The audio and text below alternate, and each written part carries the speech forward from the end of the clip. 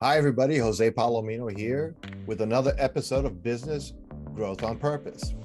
And as most of you know, as a CEO and founder of Value Prop, I work with business owners who really want to see next level growth. They're on a plateau, they feel stuck, they want to get to the next level. And so we help them figure out strategy, what they need to put in place for marketing, what they need to do for sales. And I love doing that, been doing that close to 20 years now. And just something I really enjoy doing, which is why today's guest is exciting for me because she's a real kindred spirit.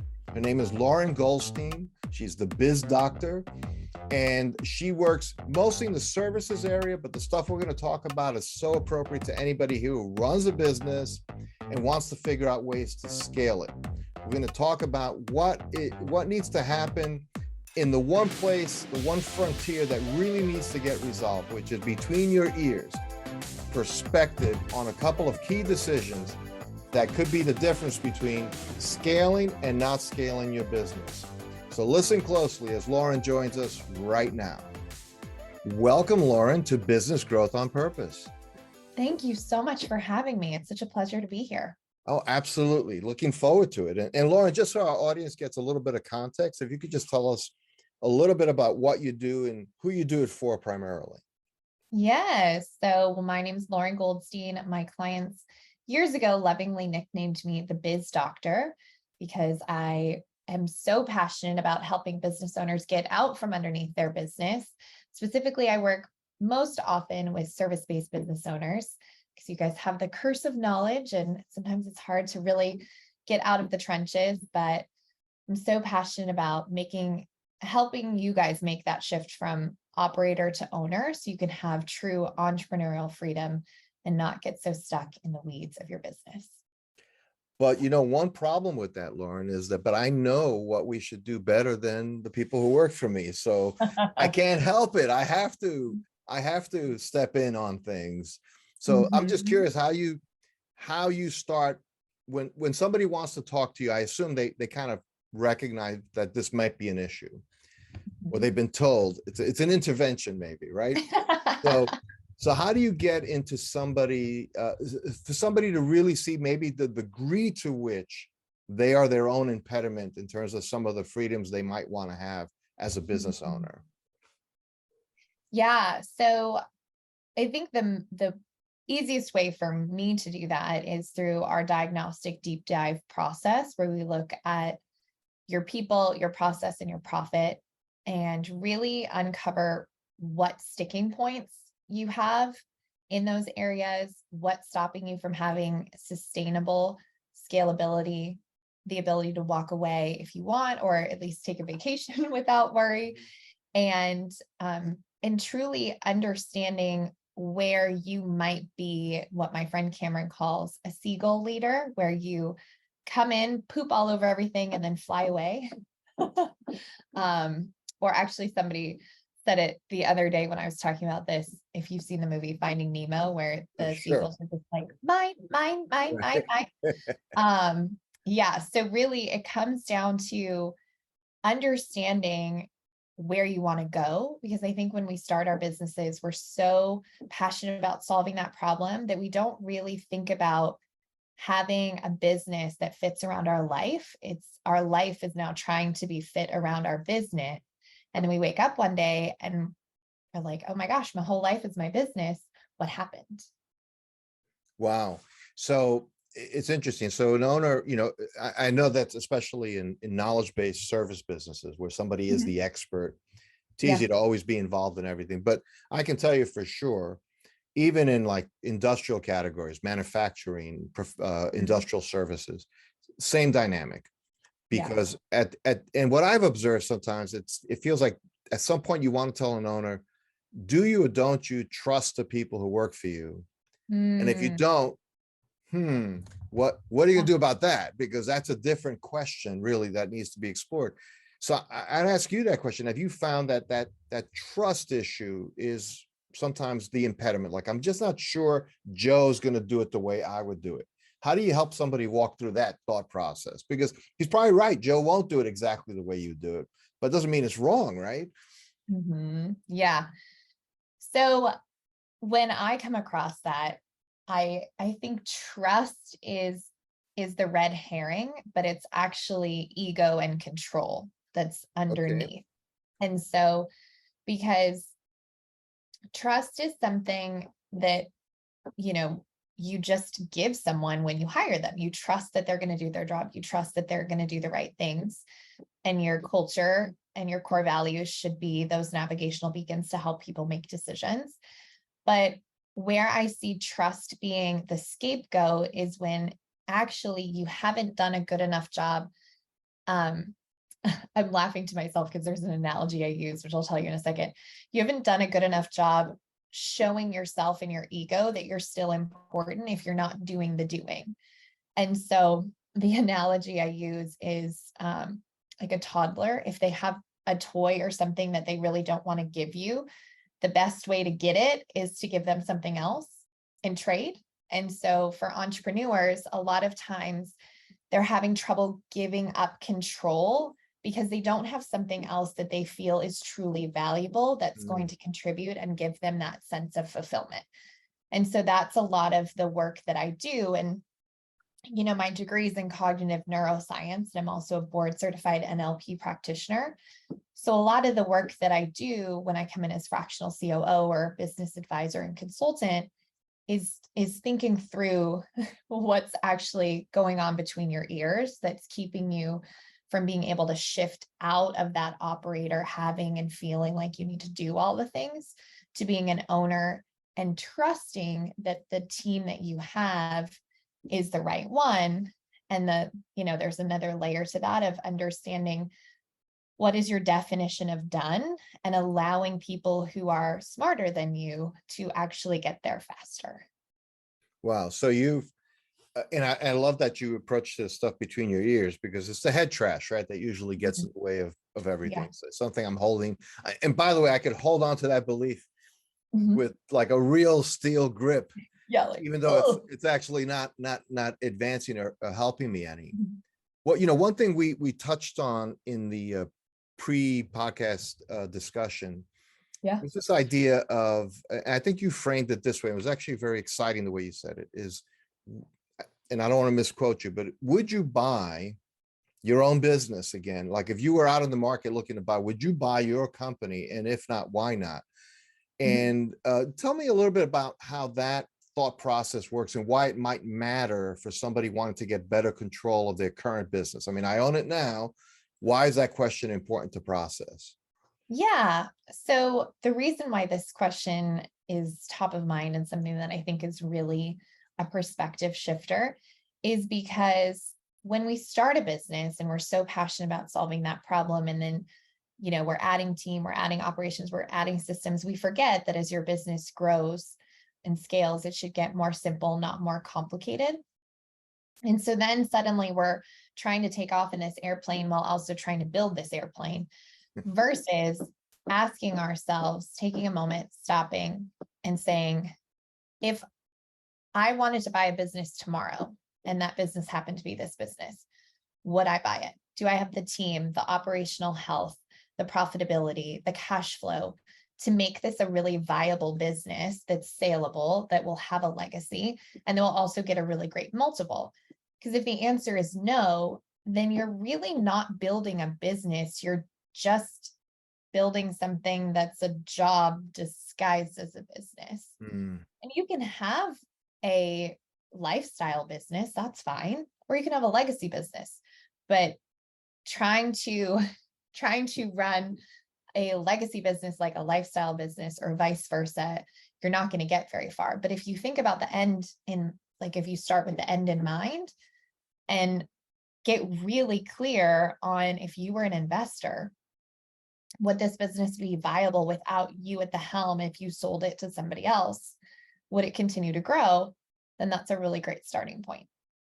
Well, but Lauren, I'm not even thinking about selling. I'm at the height of my powers. I think there's a lot more runway there to go. Yeah. So is that a question only for older business owners to contemplate, or would you say anybody who's trying to do something with their company should really process that? I think anybody that has a business should think about this, because Well, there's a couple things that come into play. Number one, the things that make it a very sexy business, 'cause let's be honest, there's nothing sexy about having a 7-figure business that has razor thin profitability, cash flow troubles, where you're stressed out about making payroll. There's nothing sexy about that. But there is something incredibly sexy about a business that has healthy profitability, healthy cash flow, a big cushion of free cash in the bank. And that is also, like, if you think about it, what makes a business sexy to somebody that's going to buy it. And so if you want to have a really healthy, sustainable, scalable business that churns off money for you to have the life that you want, then it needs to be, sexy to a seller, which in turn makes it very sexy to you. And then the other part of that is that when you're in your business, you always think that you have more time. But in reality, you don't know if you might have to sell tomorrow, or if there's some sort of thing on the horizon that will make a merger happen or something like that. And so the more proactive you are with putting in the team and operational and profitability structures that will make it a really thriving, successful business, the more you can weather whatever comes down the pipe. Well, it's interesting you talk about these operational structures. So, one thing I've seen sometimes is that company that is struggling to have adequate margins or to really throw off enough profit, like all the things you hit on, which are excellent points. They say, well, but now you're telling me I have to add some layer of new operational people. I can't afford them. I cannot afford, so like you said, and I've seen that businesses, cranking $8, $9, $10 million a year. But they've increased their OpEx as their top line grew. So they're not making any more money. So boy, I'm out of my mind trying to run this thing. I'm giving it all I got. How is adding more cost or more effort going to get me there? Well, I think you're asking the wrong gal, because I come in and I actually say, what are we going to simplify? What are we going to cut out? What is the bloat that needs to go away? Because most businesses that I come in, whether they're 5 million or 100 million, all have the same challenge, which is what I call business barnacles. Things that you added along the way that were very helpful at the time, but now are either causing revenue to leak through the cracks, friction points, overhead, etc. Because the difference between growing, there's a lot of differences, but the main difference between growing and scaling is growing is when you're in that photo finish of your revenue goes up, your expenses go up, because you're trying to figure out how to build the back end to expand with revenue. Whereas scaling is doing more with the same amount of resources that you have, or having maybe marginal increases. A lot of business owners don't think about step costs. Like, what is it going to take for you to go from 5 million to 10 million? Are you going to need a new warehouse? Are you going to need new suppliers? Are you going to need new contracts? Are you going to need more team? What about the boxes? Like, there's a lot of stuff that can come in that $5 million gap. Or it could just be, $100,000 in top line costs. So my first question to somebody that's like, I need more to get here, is my first question is, do you? Because if you look, I'm going to use Google and Amazon and all the tech guys right now as an example. Everyone's freaking out because so many people are being laid off. And I was having this conversation and I said, if you think about it though, what they're doing is they're getting rid of bloat. They didn't need all these people. They were just hiring to hire because they thought they needed that stuff, needed those people, needed that infrastructure. But in reality, businesses that succeed are very simple. So if you're finding yourself in that photo finish every single month, my question to you would be, where is the bloat? Like, what do you have in there that really isn't serving a purpose, isn't increasing your profitability? And just start going from being a mile wide and an inch deep to a mile deep and an inch wide. Because you can be a 10, 15, $20 million business with 20 people. Like, There's not a number. You just have to do what's best for your business, and understanding and building the right team for you that's very complementary. You can have lean, effective teams and make millions of dollars. You just have to be proactive instead of reactive. No, I love that, Lauren. And I love, I mean, it's harsh, good. Like sometimes, but you know, Yep. sometimes medicine goes down a little tough, right? But it's what Mhm. you need. Although I hate when if they give you those horse pills. Oh yeah, those are terrible. You go like, what? Yep. Anyway, I digress. The harsh medicine, right? But bloat, yeah, once you're in business a long enough time, 10, 15 years, you're doing things, you're selling things, and you have maybe people on your team. And you see this a lot with very tightly held privately held companies where like we're all like family. And I understand that. And I think that's a worthy sentiment. I said there's other nice things you could do for somebody, but one thing that isn't nice is to have somebody in place that is in the wrong fit, because it's not good for them. They're not having a good time either. So Mhm. you can work an off ramp. Doesn't have to be a harsh off ramp. You could say, hey, listen, it ain't working out, and you should be looking, and we can support that for a couple of months, because that's better than for a couple of years, right? Yep. So those kinds of conversations, do you find owners, when you deal with them, are they able to deal with let's just call it the HR conversations, the fact that Larry's been with me 10 years, but we've moved on from that, and I have to let Larry go or find something else for him to do? How hard are those conversations? How ready are people to make those changes? Uh, those conversations tend to be my least favorite, because sometimes they are like pulling teeth. Mhm. Because I think as human beings, we don't want to disappoint people. We don't want to hurt people, which is very admirable. And I'm not saying we should not have empathy or care about other people. I will say though that on average, people who started with your company will not be with your company when you get past certain points, just because they're not capable of being the team that you need them to be, whether they don't have the skill set, the expertise, if they're not a player and a worker bee instead. And so when I have those conversations, it becomes a conversation not about, finding a position for this person and trying to like mold the business to keep this person, but in reality, how much is this person costing you? Mm. Because you're talking, like, I remember a few months ago, I was talking to one of my fractional COO clients, and we were in our quarterly planning. And if you haven't gotten this already, I'm not a New Yorker, but I am a very straight shooter. And so I said, listen, guys, we have talked about this person in every single conversation for the past 4 weeks.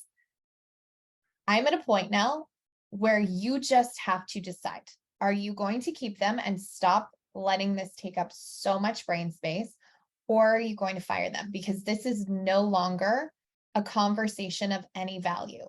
In fact, it's detracting from the business, and it's costing us money, not only with your time and energy, but they're not performing. So either we figure this out today and we're done, or he gets fired. That is it. You guys have literally beating a dead horse at this point. And of course, everyone was like, but I don't know, like he's going to cost so much if we get rid of him. And I said, okay, great. So let's say he leaves tomorrow. And I think this actually really helps. I always ask if I'm come in and I make a suggestion that somebody either needs to shift or be fired or promoted, anything like that. If they're leaving, I say, okay, if they left tomorrow, what would break? And Mhm. then they're like, oh, nothing. I'm like, okay, great. Or sometimes they're like, actually, a lot would. We'd have to do this and this and this and this.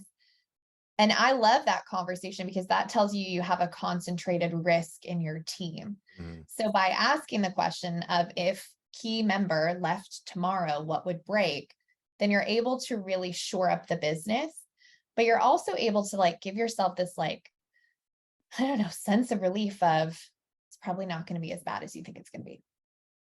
Right. Being able to envision the future. And I love the simple question there, like Mhm. what would break, and then they realize, okay, well, then your kind of nice guy, nice gal instincts are costing you whatever that person's, they're not doing anything for you. If you wouldn't feel their absence, then keeping them on board for another quarter is going to cost you, $20,000. Well, just write them a check for 20 grand and say goodbye, because it's get rid of the problem. You wanted to give them the money anyway. So, and then they say, well, not so fast, right? I probably wouldn't write that type of a check. Lauren, just to wrap up this thought here, beginning with the end in mind, operational health. I love the people, process, profit, that focus there. And I love the photo finishing, a photo finish between revenue and expense.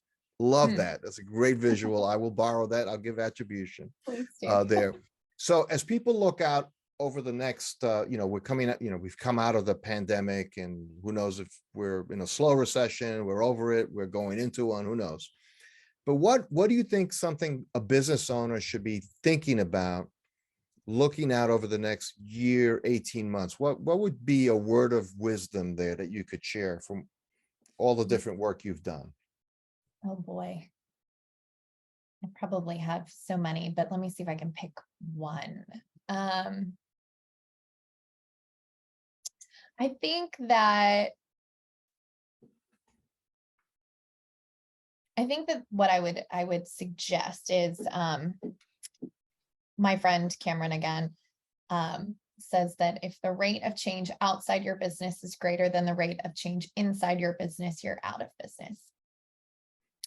And I think that with what the pandemic showed everybody in small business, and what the recession and who knows what's coming down the pipe is creating, as well as this new landscape of AI, it's that you can't just rest on your laurels. Like what worked 3 years ago might not work today.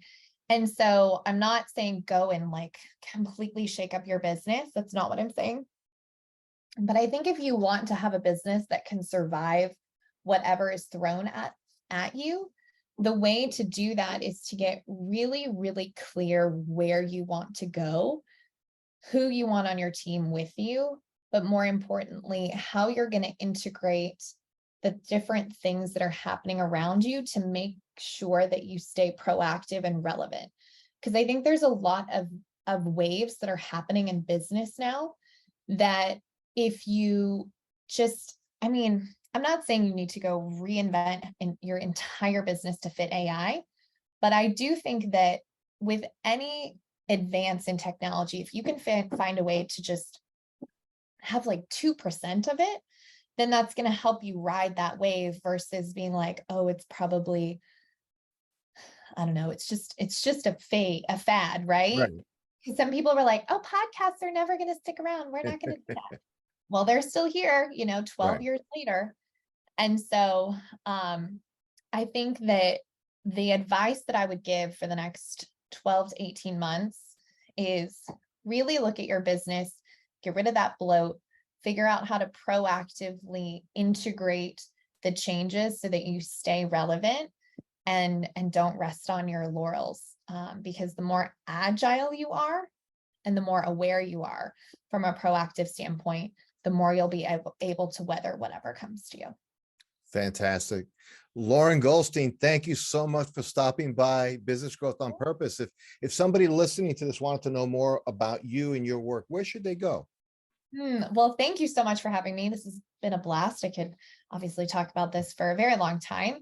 I would say the best place, since I'm already in your ears, is to head on over to the Biz Doctor podcast with Lauren Goldstein, available on all streaming platforms, and tune into my podcast where I share a lot of different perspectives, tools, tactics to help you have that true entrepreneurial freedom and scale your business more effectively. I have great guests. I know that Jose is going to be on my show as well. So pop on over there and give it a listen. Fantastic. Lauren, thank you so much. I really do appreciate it. It's been great. It's been great. Yes. Thank you so much. Thanks for listening to another episode of Business Growth on Purpose. If you like the show, hit subscribe and leave us a review to help other people find the podcast. And if you're ready to take the next step in driving intentional growth for your business, come check out what we're doing at valueprop.com. We've developed industry-leading programs and systems to help B2B owners take control of their growth. Until then, thanks for listening to another episode of Business Growth on Purpose.